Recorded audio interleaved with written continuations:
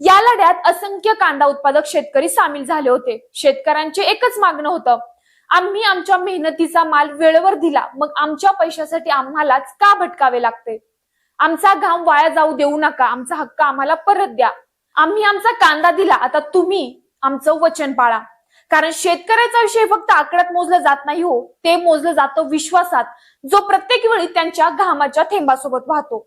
झालेल्या अतिवृष्टीमुळे आधीच हतबल झालेला शेतकरी आता सरकारच्या या चुकीच्या आणि फसव्या धोरणामुळे पूर्णच कोलमडून गेलाय। कांदा लागवडीसाठी घेतलेलं कर्ज, मजुरी, वाहतूक, पॅकिंग इत्यादींसारखे खर्च भागवणे कठीण झालं आहे। अनेक शेतकऱ्यांना मुलींचं लग्न, शैक्षणिक शुल्क, शेती कर्जाचे हप्ते यांसह अत्यावश्यक खर्चासाठी पैशांची गरज भासत आहे। त्यामुळे थकीत रक्कम 10 दिवसांच्या आतच जमा करण्यात यावी अशी शेतकऱ्यांची मागणी आहे। अखेर दिल्ली कार्यालयाकडे पाठपुरावा करून तुमच्या पैशांचा प्रश्न सोडवू असा शाखा प्रमुखांनी शब्द दिल्यानंतर शेतकऱ्यांनी कार्यालय सोडलं।